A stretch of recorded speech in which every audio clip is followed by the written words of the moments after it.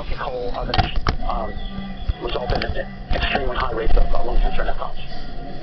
And the cancer maps also showed a high rate in Montana, and I had a map here. That slide somehow dropped out, but there was a copper smelter that contaminated the area with arsenic, and that accounted for a high rate of lung cancer around the smelter in Montana. And when we removed the smelter, the rates went down. So this just reminds us that tobacco's the bad guy. And I think I told you a little bit. I told you enough about tobacco, so I'm not going to go on and on about it. One good thing about tobacco in the United States is that after the Surgeon General report and all of the public health consequences, the rates of smoking in the United States have steadily declined. And that's a combination of individual knowledge, but also public health efforts and social efforts. So you can see these rates continue to fall, and the rate of adult smokers in the United States is down below 20%. Still low, rather shockingly high. We think that still something just under 1 in 5 U.S. adults still smokes. And worldwide, as I said, we are anticipating 1 billion deaths in the next century from smoking. And most of that is because the tobacco companies have exported their industry to developing countries like India and China. And I told you a little bit about environmental tobacco smoke, so I won't speculate on this too much. Okay, alcohol is the number 2 carcinogen, and it's associated with a number of different cancers. The 5 top ones are oral, pharynx, esophagus, larynx, and liver, and there are some interactions with smoking. And ionizing radiation is also a big extrinsic cause. I'm going to move ahead to say a word about some newer studies and skip over some of these because I think this is material you can go over and certainly look up more on your own if you're interested. So Chernobyl, non-ionizing radiation is a major cause of skin cancer and aging of the skin. Infections are an emerging cause of cancer, and investigation of the microbiome is an extremely important area. HPV, over the last year, an investigator in our group sequenced the HPV virus, and that's an extraordinary finding and discovery, and what it's showing is that some characteristics of the virus contribute to carcinogenicity, so you'll be hearing a lot more about that in the literature.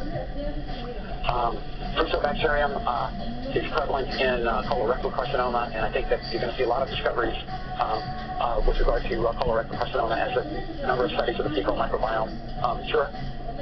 And there's a lot in occupational epidemiology. And I mentioned the visual exhaust studies. Okay, so what are some challenges? So on the environmental side, for a number of cancers, we still know nothing about the risk factors. So we don't really understand much about the risk factors for example, as I mentioned, chronic lymphocytic leukemia. Also, beyond a few risk factors, for example, for breast cancer, hormonal factors and alcohol, we don't really understand the risk factors for many common cancers. So I mentioned breast, but really prostate's a better example. Age and family history, beyond that, not so much is known about the risk factors for prostate cancer. How genes and environment work together is not well understood, and many of the potential causes are poorly studied. Okay, I mentioned chronic lymphocytic leukemia. I mentioned some of the challenges in nutritional epidemiology. I don't have time to go into a lot of the issues with diet, but believe me, that could also be a whole talk. In our study in Italy that I told you about earlier, we did look at fresh, red, and processed meat intake and did show a dose response. And probably the most consistent finding in nutritional epidemiology is that the more red and processed meat you eat over a variety of cancers, the more your risk increases. So treating meat as a condiment is probably not a bad idea. So is the answer genetics? Yes and no. For common cancers, GWAS studies show that there are numerous genes associated with virtually every cancer. However, the risks associated with each one is small. And the big issue is that when you put all those small risks, by small I mean a relative risk of 1.1 to 1.3. So when you put a risk factor of 1.3 in a risk model, and you take 3 or 4 or 5 of them, and you put them all in there, what happens? Unfortunately, not too much. It doesn't increase the risk a great deal. So it hasn't proven extraordinarily helpful. Has it taught us a lot about the mechanism? Well, a little bit, but not so much. We still have a ways to go on the genetic side as well. However, one thing that is well established is that virtually all cancer is associated with genetic changes in the tumor. And in fact, our group, our division, is establishing a new group to characterize those genetic changes in tumor. One problem, though, is that to do a good job in sequencing tumor, you really need fresh tumor. And fresh tumor is not always available. In fact, unless your study gets liquid nitrogen and has it in the operating room when the fresh tumor is obtained, sequencing can be difficult because it's hard to do it from paraffin sections. So this is something that the next generation of studies will have to be established to collect. The other thing you need, if you're going to do this, is very good covariate data. So there are collections of fresh tissue, but many times they don't have the covariate data. So you really want that good exposure data in addition to the good clinical data and the high-quality tissue to do these kinds of studies.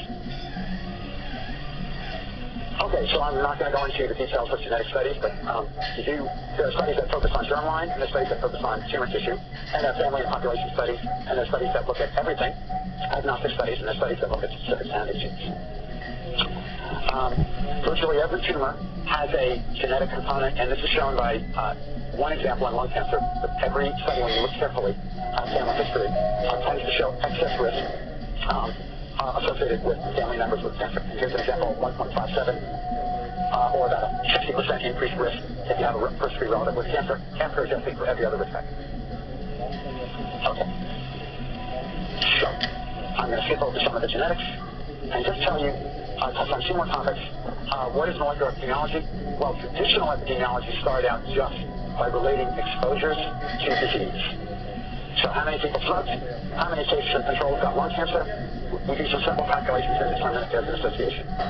Molecular epidemiology, though, includes an assessment of genes, uses biomarkers to assess internal dose, early biological effect, intermediate markers that assess altered structure or function, and maybe tries to get early disease, and takes all of these markers into account.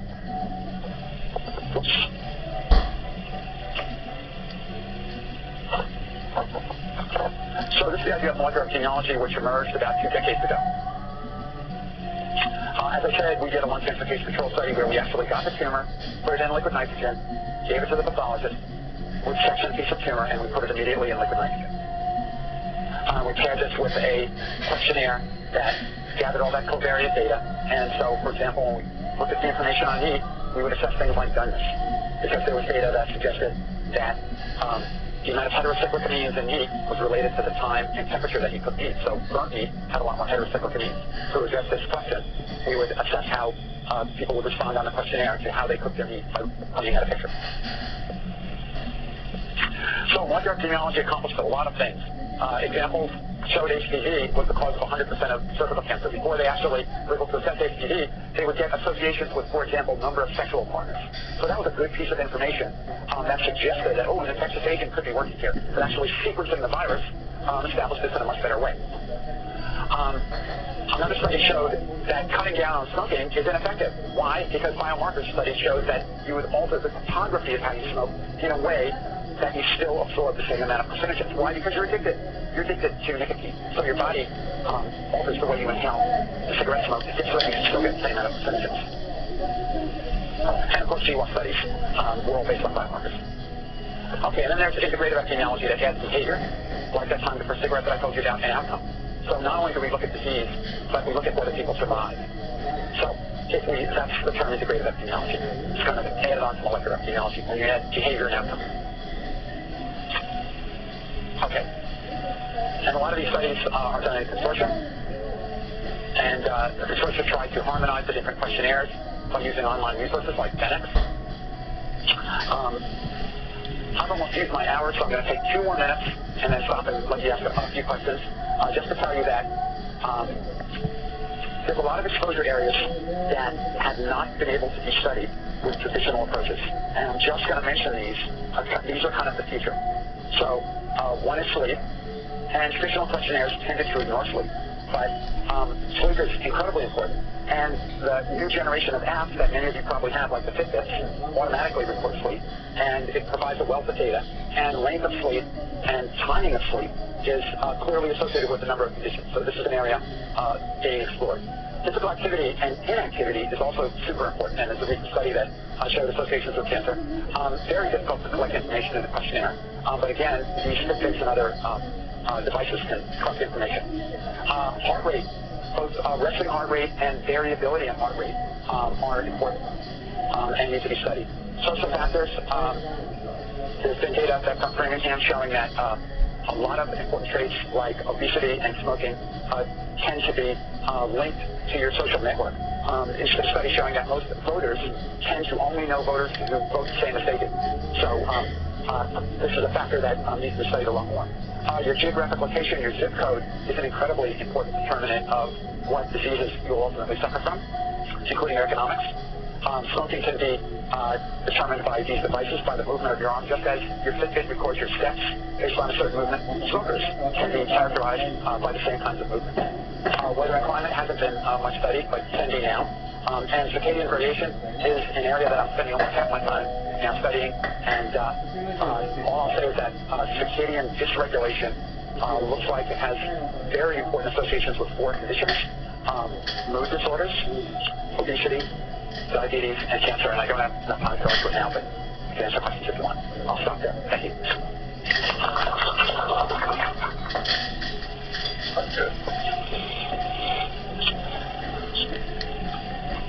So what about the use of drugs like Ozempic to stop smoking? So,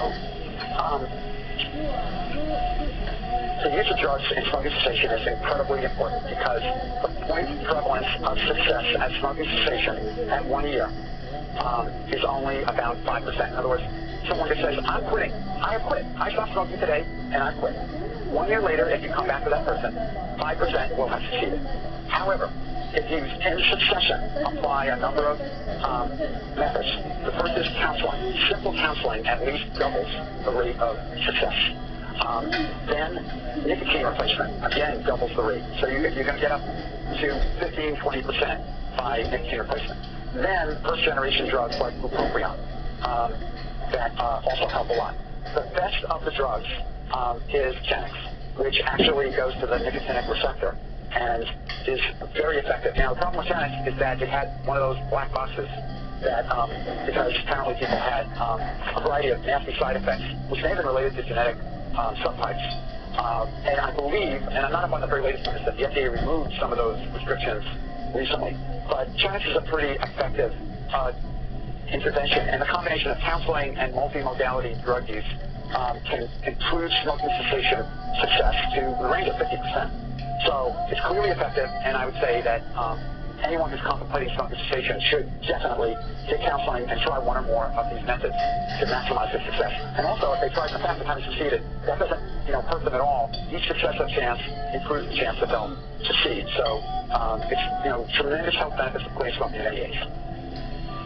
You mentioned outliers. How do you deal with that? Because sometimes those are the ones that are making your factor that you can significant to remove it and so on. So it depends on the kind of outlier. And statisticians have a variety of techniques for dealing with outliers. I guess for epidemiologists, the most common technique is grouping. So you may have someone with an incredibly high dose of something, and you just group that person. Yeah, quartiles and quintiles, and look at risk by quartiles. So there's a number of statistical approaches to deal with outliers. You also worry about the quality of the data. So yeah, it's not usually a big problem. Oh, yes. I was wondering, I'm not necessarily by Google. Are there, whether or not So that's a great question.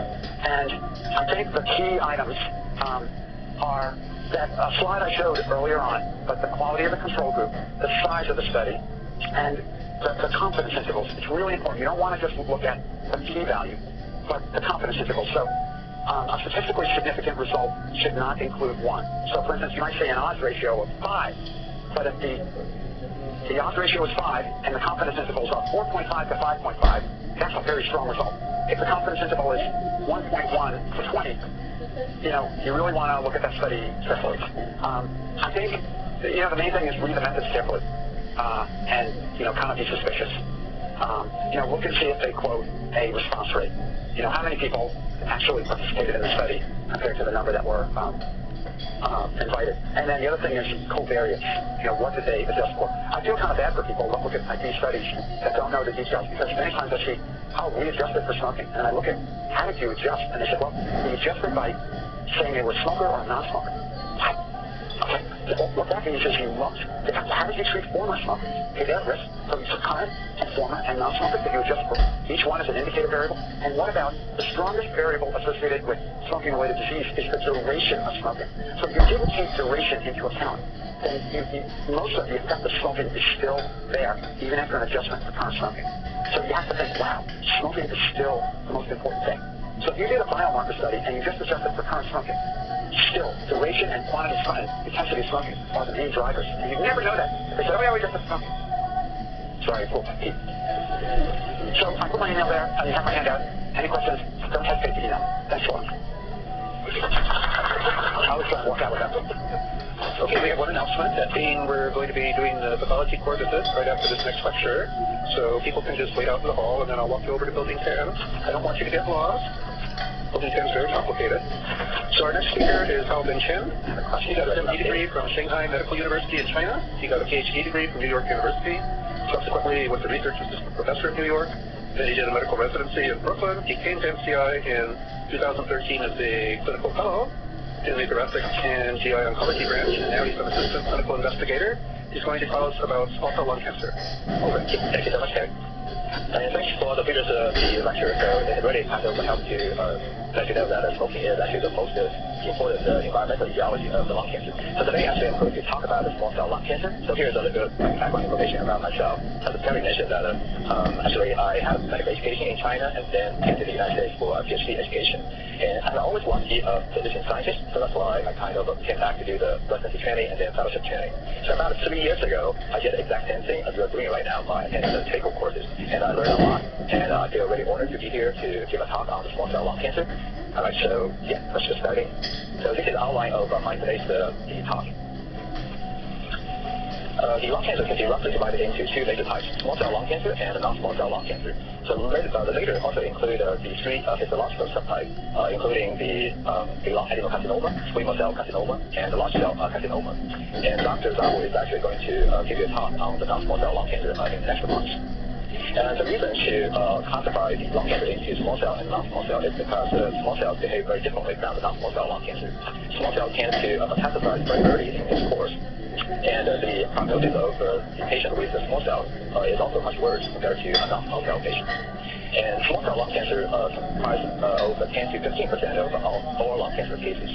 And it is a smoker's disease. So the patients with small cell lung cancer actually almost always have decades of tobacco smoking history. However, in recent years, the patients with lung adenocarcinoma can also develop small cell lung cancer after EGFR tyrosine kinase inhibitor treatment. And these patients are usually non-smokers. And the small cell lung cancer is a neuroendocrine tumor. So one unique feature of small cell lung cancer is that it can be associated with the paraneoplastic endocrinopathy, such as Cushing syndrome, which is due to the excessive production of ACTH by the small cell lung cancer cells. Alright, so the morphology of the small cell lung cancer, you probably have already figured out that the small cell lung cancer does name because the size of the tumor cells are small. So small cell lung cancer is also known as an O-cell carcinoma, and on the pathology slides it looks like whole grains, and it is a small oval cell with a scanty cytoplasm. So on the pathology slides here, and the arrow actually points to the small cell lung cancer cell, and the arrowhead actually points to the lymphocytes. So we know that the lymphocytes are very small cells. So in this case, the small cell lung cancer cells are just a little bit bigger than the lymphocytes. Small cell lung cancer cells are very sensitive to chemotherapy and radiation therapy. However, the problem is that they develop resistance very quickly. So in the 1950s, researchers have found that the nitrogen cluster compound can actually treat small cell lung cancers. And later, the cyclophosphamide was also found to be effective in treating small cell lung cancer. In the early 1970s, so several randomized clinical trials proved that the combination chemotherapy can extend the patient's survival compared to the single agent chemotherapy. In the 1980s and early 1990s, the platinum and the etoposide doublet established its role as a first-line therapy. Unfortunately, in the past 30-plus years, it remains to be the first-line chemotherapy. This is not because of a lack of trying, but just that we haven't been able to find a better chemo regimen than platinum and etoposide. And the only second-line agent approved by the FDA is topotecan. So here I do have a question. Does anyone know what's the mechanism of action of etoposide and topotecan? Okay, good. Alright, sorry. Alright, so etoposide actually is the topoisomerase 2 inhibitor, and the topotecan is the topoisomerase 1 inhibitor. So in small cell lung cancer, the topoisomerase expression are much higher than compared to the normal lung tissues. Alright. So So the small cell lung cancer can be kind of classified into two stages, limited disease stage and extended disease stage. So the difference is that whether the disease can be covered by a single radiation port or not. So if the disease is limited to just one side of hemisphere and can be covered by a single radiotherapy port, so we call it a limited disease. And the treatment for the limited disease of small cell lung cancer should be radiation plus systemic chemotherapy. However, if the disease is more than one single radiation port, then it's an extensive disease, and the treatment should be systemic chemotherapy.